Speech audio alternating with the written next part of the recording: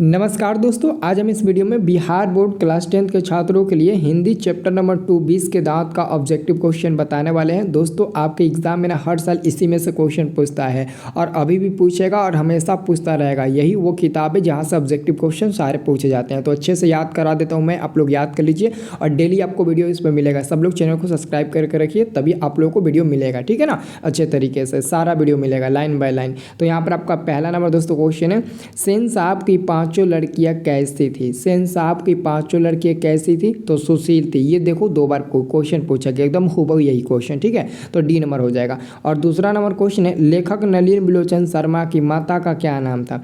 तो इनकी माता का नाम था रत्नावती शर्मा। ऑप्शन नंबर आपका दूसरा का बी नंबर सही जवाब हो जाएगा। ये भी 23 में पूछा गया था।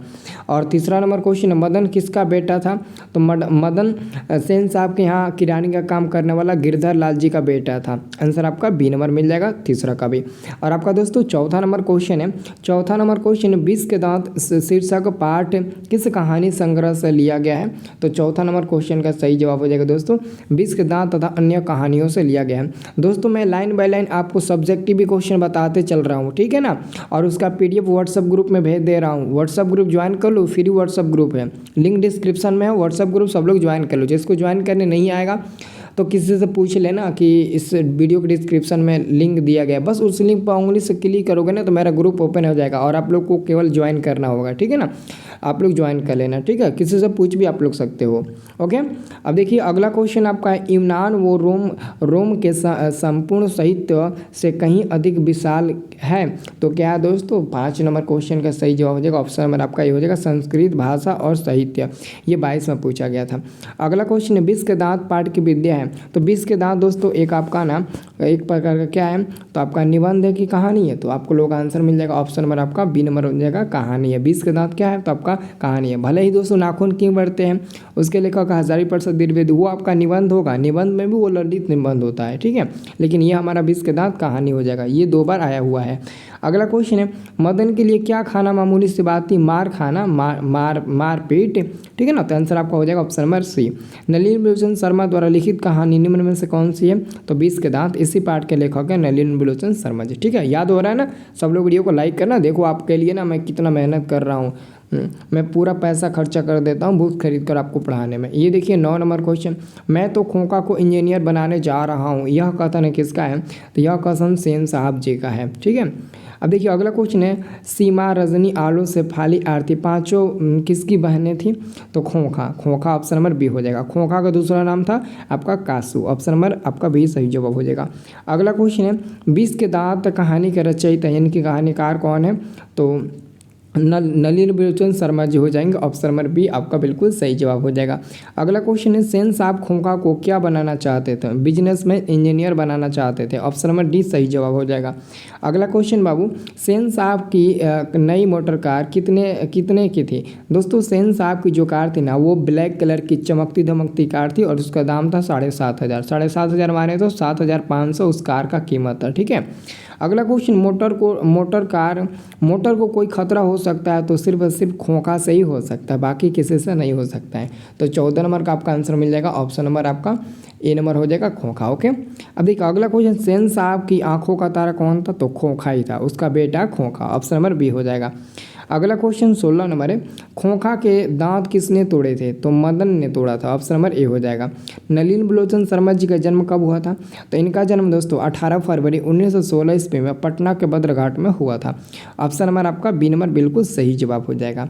अब दोस्तों अगला क्वेश्चन हम 18 नंबर की बताने वाला है। 18 नंबर दोस्तों क्वेश्चन है, महल और झोपड़ी वालों की लड़ाई में अक्सर महल वाले ही जीतते हैं, पर उसी हालत में जब दूसरे झोपड़ी वाले उनकी मदद में अपने ही खिलाफ करते हैं। तो ये पाठ किस पंक्ति की है। तो 20 के दांत पाठ की पंक्ति है। ऑप्शन नंबर डी सही जवाब हो जाएगा, ठीक है। अब देखिए अगला क्वेश्चन है, किसके अनुसार सेनों ने सिद्धांतों को भी बदल दिया था। खोखा का अनुसार। ऑप्शन नंबर बी आपका बिल्कुल सही जवाब हो जाएगा। अगला क्वेश्चन 20 नंबर है, ऐसे ही लड़के आगे चलकर गुंडे चोर डाकू बनते। यह पंक्ति कहानी किस पात्र ने कही थी। तो सेन साहब ने कही थी। सेन साहब की धर्मपत्नी नहीं बल्कि सेन साहब ने कही थी। ऑप्शन नंबर आपका सी नंबर बिल्कुल सही जवाब हो जाएगा। अगला दोस्तों आपका क्वेश्चन 21 नंबर, देखिए ध्यान से। ये क्वेश्चन है, विष के दांत कहानी किस वर्ग के अनेक अंतर्विरोधियों का उजागर करती है? तो आपका हो जाएगा निम्न मध्य वर्ग हो जाएगा, यानी कि आपका आंसर हो जाएगा निम्न आपका मध्य वर्ग। ऑप्शन नंबर आपका ए नंबर बिल्कुल सही जवाब हो जाएगा। ठीक है, अब देखिए अगला क्वेश्चन है, सेन साहब की कितनी पुत्रियाँ थी? तो सेन साहब की 5 पुत्रियाँ थी। पांचों पुत्रियों का नाम याद है ना? सेन साहब की कितनी पुत्रियाँ थी? 5, सीमा, रजनी, आलो, शेफाली और आरती। ठीक है ना, तो 5 पर टिक लगा देना। मोटर कार को किससे खतरा हो सकता था? तो खोखा। ऑप्शन नंबर सी हो जाएगा। यहाँ पर सी नंबर आपका दिया गया ना, सी नंबर यहाँ पर, ये आपका सही जवाब हो जाएगा। अब दोस्तों अगला क्वेश्चन की मैं बात करूँ, सेन साहब के मित्र थे। सेन साहब के मित्र क्या थे? वकील थे, शिक्षक, पत्रकार। तो पत्रकार थे ना जी, पत्रकार महोदय, हाँ पत्रकार थे। अगला क्वेश्चन, सेन साहब के पुत्रियों में से एक थी देखो, हाँ सेन साहब की पुत्रियाँ 5 थी, सीमा, रजनी, आलो, शेफाली, आरती। तो आरती का नाम दिया है, बाकी किसी का नाम नहीं दिया है, तो आरती हो जाएगा। कौवा की जमात में शामिल होने के लिए कौन ललक गया? तो यहाँ पर आपका 26 का दोस्तों आंसर हो जाएगा। ऑप्शन नंबर बी हो जाएगा, हंस ललक गया। मदन ने कासू के कितने दांत तोड़े थे? 2 को दांत तोड़े थे। ये क्वेश्चन पूछा, ये सब क्वेश्चन पूछा गया, लेकिन इधर शो नहीं किया है। ये क्वेश्चन तो पूछा गया था ऑलरेडी 2 बार कि मदन ने कासू के को दांत तोड़ा था? 2 को ना मार के दांत तोड़ा था। हाँ 2 को तोड़ा था, याद रखना। अब देखिए अगला क्वेश्चन है, नलिन बलूचन शर्मा जन्मना कौन सी भाषा भाषी थे? मतलब कि उनका जन्मजात कौन सा भाषा भाषी है? तो यहाँ पर 28 नंबर क्वेश्चन का आपका आंसर हो जाएगा डी नंबर नहीं, नलिन बिलोचन शर्मा जन्मना कौन सी भाषा भाषी थे? तो यहाँ पर मगही तो नहीं होगा, हिंदी ही होगा, भोजपुरी भी नहीं होना चाहिए। इस क्वेश्चन में थोड़ा सा बाबू हमको डाउट लग रहा है, ठीक है ना। इस क्वेश्चन का आंसर मैं आपको पिन कर दूंगा, हमको तो थोड़ा डाउट लग रहा है, हिंदी ही होना चाहिए, ठीक है ना। इस क्वेश्चन में थोड़ा सा हमें डाउट है, ठीक है ना। इस डाउट को क्लियर करके मैं आपको पिन करके बता दूंगा, ठीक है ना। एक्चुअल में या तो सी होगा या तो डी होगा, ठीक है। अगला क्योंकि इनका जन्म पटना में ही हुआ है ना, संस्कृत तो नहीं होगा, हिंदी ही होना चाहिए, हिंदी या तो भोजपुरी होना चाहिए। नलिन बलूचन शर्मा जी के पिता का क्या नाम था? तो पंडित राम अवतार शर्मा। कहीं दिया है राम अवतार शर्मा? हाँ ऑप्शन नंबर ए नंबर में दिया है ना, तो आपका 29 का ए नंबर सही जवाब हो जाएगा। मदन के पिता का क्या नाम था? तो गिरधर लाल मदन के पिताजी का नाम था, आंसर आपका बी नंबर मिल जाएगा। अगला क्वेश्चन है, नलिन बिलोचन शर्मा का जन्म कहाँ हुआ था? तो पटना के बदरघाट में, बदरघाट पटना, यानी कि सी नंबर हो जाएगा आंसर। नलिन बलूचन शर्मा जी के स्कूल की पढ़ाई कहाँ हुई? नलिन बलूचन शर्मा जी की जो स्कूल की पढ़ाई है वो कहाँ हुई थी? पटना कॉलेजिएट स्कूल में हुआ था, आंसर आपका यहाँ पर डी नंबर मिल जाएगा। अगला क्वेश्चन है कि मदन की उम्र क्या थी? तो मदन का उम्र मतलब कि उनका जो उम्र था मदन का वो कितने साल का था? 5-6 साल का वो था, 5-6 साल का, 5-6 साल का वो लड़का था। 5 से 6 साल एक्यूरेट नहीं बताया गया, मतलब कि 5 से 6 साल का वो लड़का था। अगला क्वेश्चन है, मदन अक्सर किसके हाथों से पिटता था? तो वो अपने पिता के हाथों से पिटता था, नहीं माता है ना, पिता। ऑप्शन नंबर डी में दिया है ना, तो डी नंबर आपका सही जवाब हो जाएगा। देख लीजिए दोस्तों, ये डी नंबर पर टिक लगा ना, यहाँ पर डी नंबर में दिया, ठीक है।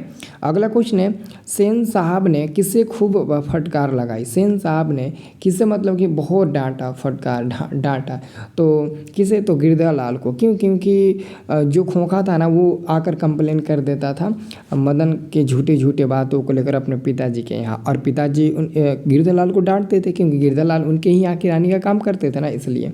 गिरधर लाल किस वर्ग का प्रतिनिधित्व करता है? तो यहाँ पर आपका 36 नंबर का आंसर हो जाएगा डी नंबर, निम्न मध्य वर्ग। ऑप्शन नंबर आपका डी नंबर मिल जाएगा।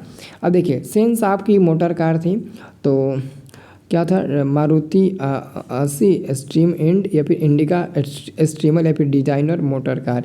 देखो ये कितना गहराई से क्वेश्चन पूछा गया, वाह रे क्वेश्चन वाह। स्ट्रीमल इंड, ये क्वेश्चन कितना गहराई से पूछा गया। दृष्टिकोण किन की रचना है? नलिन बिलोचन शर्मा जी का, ऑप्शन नंबर बी हो जाएगा। अगला क्वेश्चन, सेन साहब की मोटर कार किस रंग की थी? तो काले रंग की, ऑप्शन नंबर आपका सी नंबर हो जाएगा। किससे मोटर कार की चमक दमक को कोई खतरा नहीं था? किससे कोई खतरा नहीं था?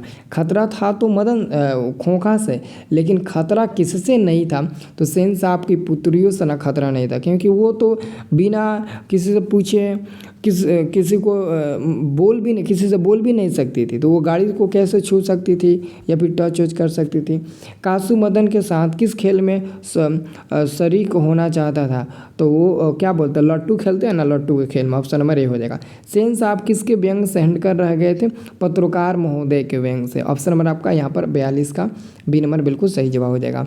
अब देखिए अगला क्वेश्चन आपका है, लड़कियाँ क्या है, कठपुतलिया है, इस बात पर गर्व है, तो उनके माता पिता को बहुत ही गर्व है। और सभी अपने माता पिता को और अपने बेटी को लेकर बहुत गर्व महसूस होता है, बेटी है तो घर में की लक्ष्मी है, ठीक है।